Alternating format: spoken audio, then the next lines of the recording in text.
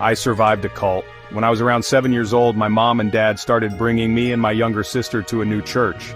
We originally lived in Charleston, West Virginia, but moved when my dad lost his job as a construction worker, probably due to his drinking. I remember for about a week after my dad lost his job, him and my mom would be constantly fighting about what they were going to do and how they were going to get our family through this, especially since my mom was pregnant and was due to give birth to my brother in a month or so.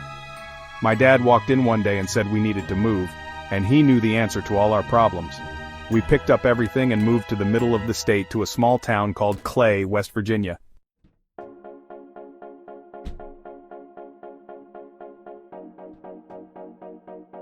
It was a change from what we were used to, for sure.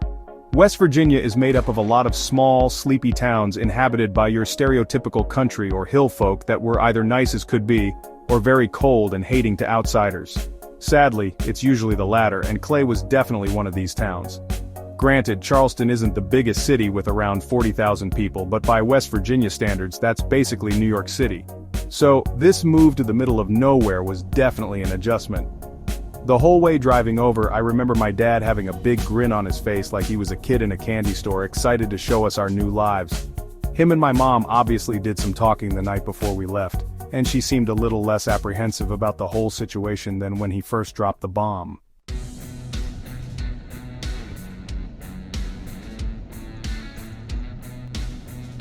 I should say that where we were moving to wasn't a regular house or apartment in Clay. I now understand that this place was a compound out on the outskirts.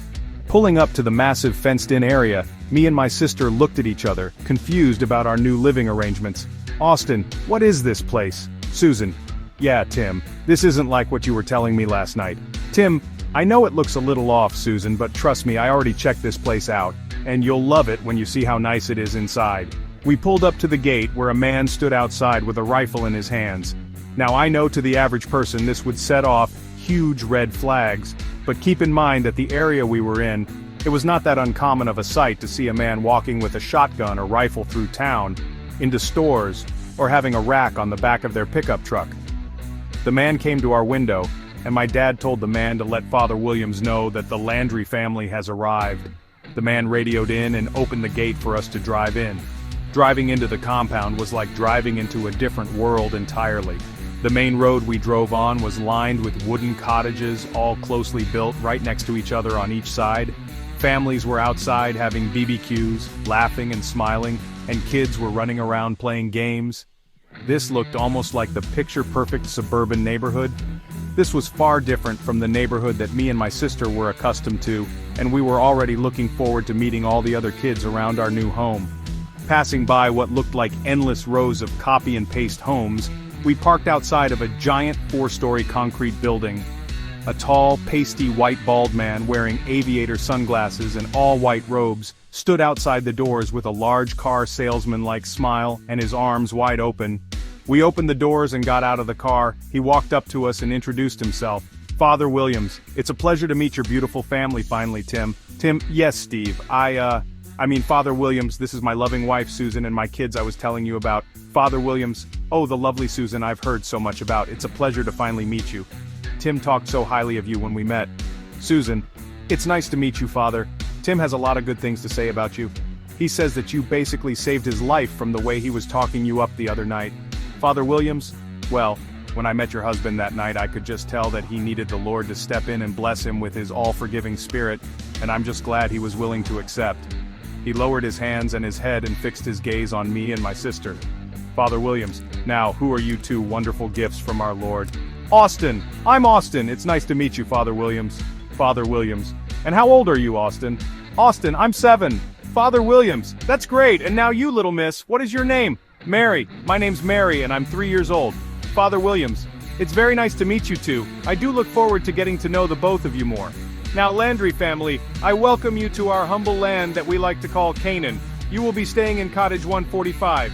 You will see it's a lovely little home, just like all our other members in one of the cul-de-sacs off of our main road." Susan: "Thank you, Father, it was a pleasure meeting you." Father Williams: "It's my pleasure. Now go settle into your new home and welcome to Canaan." The house was a decently sized 3-bedroom, 1-bathroom. Small kitchen and living room, but it was really nice compared to our old apartment in Charleston. I remember I was happy to have my own room to myself, and didn't have to share it with my brat little sister, but that didn't last long because eventually, I had to share it with my brother when he was born.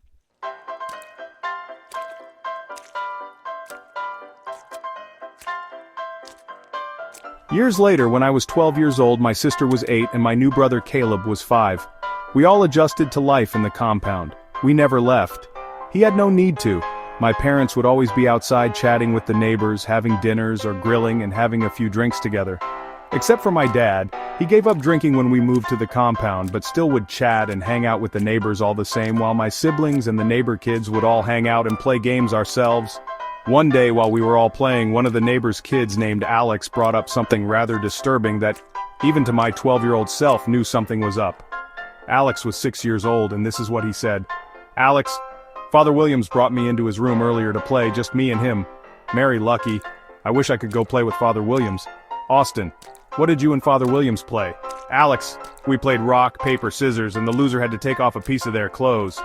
Austin, "What? Alex? Yup, I won some of them, but I ended up losing in the end." I was at a loss for words hearing this. I didn't even know what to say when he spoke up again.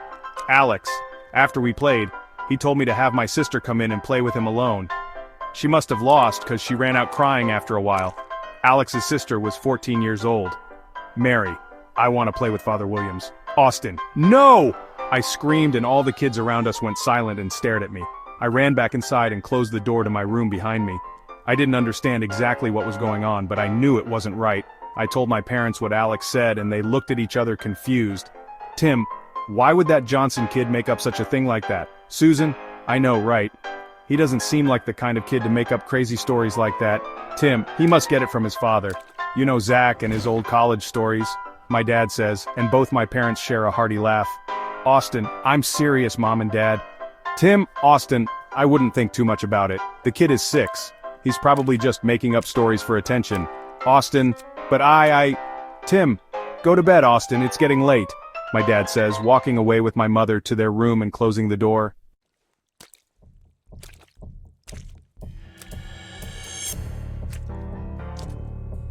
A few weeks later, after a sermon, my sister, my brother and I are standing outside talking to a group of kids about meeting up later at the playground and playing Kill the Sinner, when Father Williams walks up to us. Father Williams, "Mary, can I talk with you in my room?" "Mary, sure, Father Williams." Austin, "Father Williams, what do you want to talk with her about?" Father Williams, "That's a private matter, Austin. Why don't you and Caleb run along now?" Austin, "No, that's okay, Father. I think me and Caleb wanted to say a few quick prayers in the hall first." "Caleb, we did?" I elbowed him in the ribs, knocking the wind out of him momentarily. Austin, "Yeah, dummy, come on, let's go," I say, shuffling him into the prayer hall that was right next to Father Williams' room. Father Williams took my sister into his room and I knew I needed to stop it. As soon as he closed the door, I told Caleb to stay put and that I would be right back. I went to the door and started knocking on it. Father Williams opened it a crack just to let his head out. Father Williams, "Austin, I told you that me and your sister need privacy for our chat." Austin, "But Father Williams, I really need to talk to you out here. It's an emergency." Father Williams, "It can wait, son. It won't be long," he said, slamming the door in my face. I pounded and kicked on the door for minutes on end. I felt tears building up and I started crying, knowing that there was nothing I could do to stop this monster. Caleb came running to me asking what was wrong. Just then the door opened and my sister walked out in front of Father Williams, staring blankly with no expression on her face. The kind of look you see in old World War II documentaries of shell-shocked soldiers. She walked past me and Caleb without saying a word, and out the door of the church. "Father Williams, Caleb, I think it's your turn now. Would you like to play a little game with me?" Father Williams looked at Caleb with a menacing grin on his face. Caleb smiled back and was about to speak when I pushed him away. Austin, "No, Father, I think I want to play instead." Father Williams, "Oh, do you now, Austin? I'm so glad to hear. Why don't you come on in? Caleb, why don't you go run on home? We will have to play some other time. For now, me and Austin are going to play." Father Williams grabbed me by my shoulders and shuffled me into his room and closed the door behind him. I played his game with him. I lost. Walking home after, I felt empty. Walking past all the same cookie-cutter homes that lined the main street, I felt alone because no adult believed me. I felt scared because I could only do so much to protect myself and my siblings, and most of all I felt used. Used by this wolf in sheep's clothing that had my family and every other family here fooled. Turning on our cul-de-sac, I walk up to my house and see my sister sitting on our front porch. It's late at this point, probably around 9 p.m. She just sat there, staring off into the distance. I walk up to her and ask her if she was okay. "Mary, he touched my privates." "Austin," she said blankly. I walked inside, threw myself into bed, and cried hard that night. Beatings and sexual abuse like this went on for years for all of the kids in the compound, with the parents brushing it off as a child's overactive imagination, and the perfect Father Williams could never be capable of such a thing.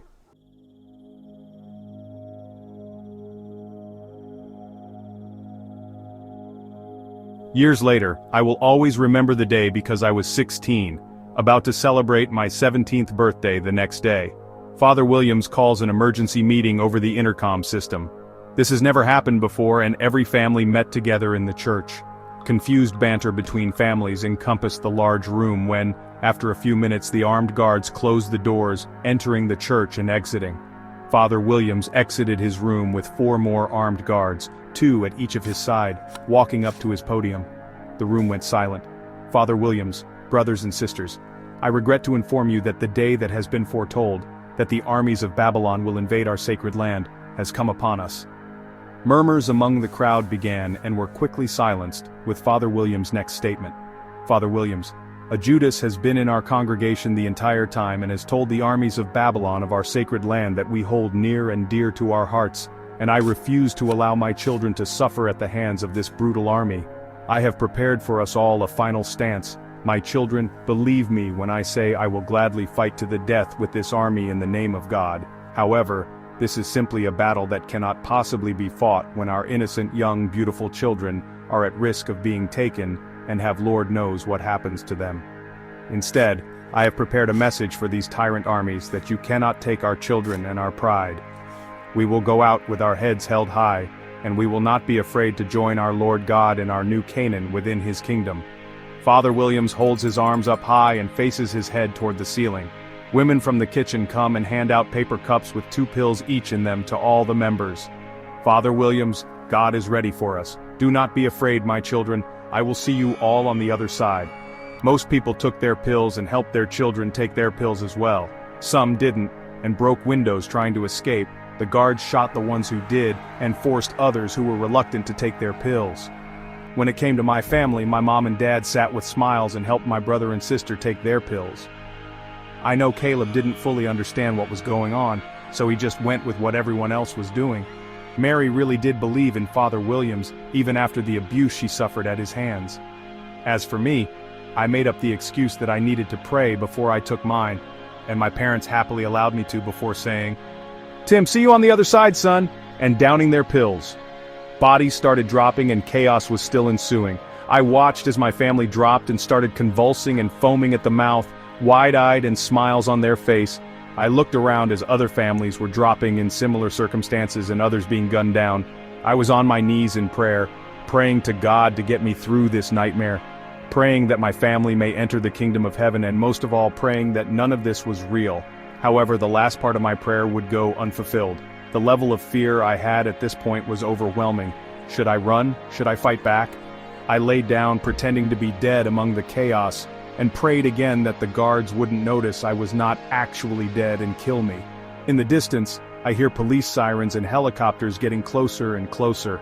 I open my eyes slightly to see everyone in the church dead, with some gunfire coming from the outside from the guards chasing down would-be escapees.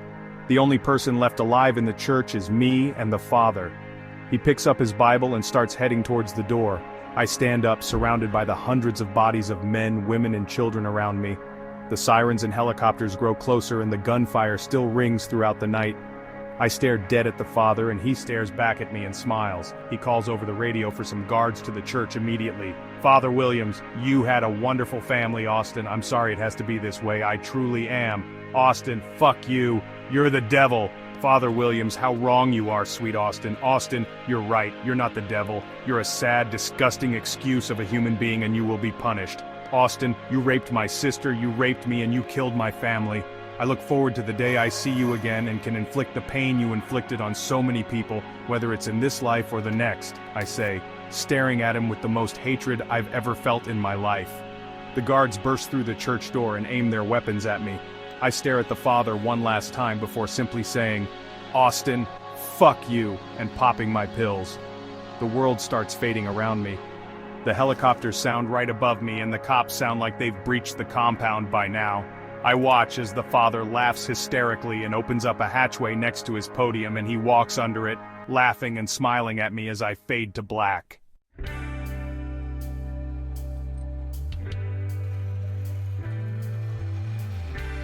I woke up in the hospital 10 months later out of my coma. The doctors tell me I'm the only surviving victim of the mass suicide. Some SWAT team members died in a shootout with the guards before taking them all out. I asked if they found Father Williams and they told me no. Apparently he escaped through a tunnel system he had built and was now on the run and is thought to have done this same thing with at least 3 other cults.